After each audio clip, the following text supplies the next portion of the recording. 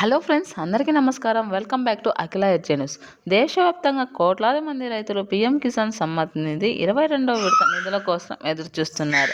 అయితే కేంద్ర ప్రభుత్వం 2025 నవంబర్ నెలలో విడుదల చేసిన 21వ విడతలో భారీగా రైతుల పేర్లను తొలగించినట్టు సమాచారం. 22వ విడత సహాయం నిధులలో కూడా చాలా మంది రైతులను తొలగించే అవకాశం ఉందని అయితే చెప్పడం జరుగుతుంది. పీఎం కిసాన్ లిస్టులో తమ పేరు ఉందో లేదో తనిఖీ చేసుకుంటున్నారు రైతులు. పంట పెట్టుబడి సహాయం కింద రైతులకు కేంద్ర ప్రభుత్వం ప్రతి సంవత్సరం 6,000 చొప్పున 4 నెలలకు ఒకసారి 2,000 రూపాయలు అయితే అకౌంట్లో విడుదల చేయడం జరుగుతుంది. ఇది అర్హులైన రైతులకు మాత్రమే రిలీజ్ చేయడం జరుగుతుంది. అయితే 21వ విడతల్లో చాలామంది రైతులను తొలగించారని, సుమారుగా 70 లక్షల మంది రైతులకు పీఎం కిసాన్ జమ చేయలేదని అయితే చెప్పడం జరుగుతుంది. దానికైతే చాలా కారణాలే ఉన్నాయి. తప్పుడు సమాచారం ఉండడం, పేర్లు తప్పులు ఉండడం, ఇలాంటివన్నింటినీ కూడా.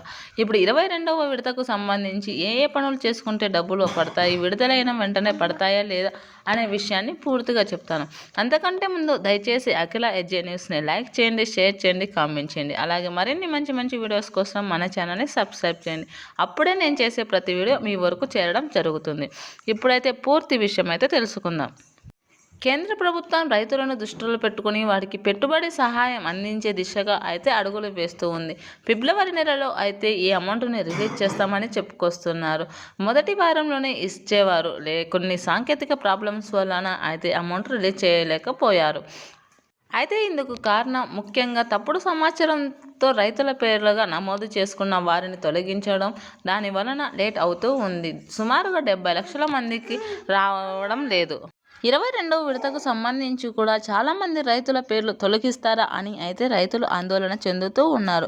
వారి పేరు ఉంటుందా లేదా అని అయితే ఆందోళన పడుతూ ఉన్నారు. అయితే దీనికి సంబంధించిన సమాచారం అయితే మీ దగ్గరలోనే సచివాలయానికి వెళ్ళి మీ పేరు ఉందా లేదా అని అయితే చెక్ చేసుకోవచ్చును. ఇలా 70 లక్షల మంది రైతులను తీసివేయడం వలన నిజమైన రైతులకు అమౌంట్ అనేది జమ అయిందని, సుమారుగా 520 కోట్ల ఆదాయం చేరిందని అయితే చెప్పుకొస్తున్నారు. 2026కు సంబంధించి అయితే 22వ విడతను రిలీజ్ చేస్తామని అయితే చెప్పుకొస్తున్నారు. అయితే అంతకంటే ముందు రైతులు తమ పేర్లను అన్నింటినీ సరిగ్గా ఉంచుకోవాలని, ఏమాత్రం తప్పులున్న అమౌంట్ అనేది రిలీజ్ కాదు అని అయితే కేంద్ర ప్రభుత్వం అయితే చెప్పుకొస్తుంది.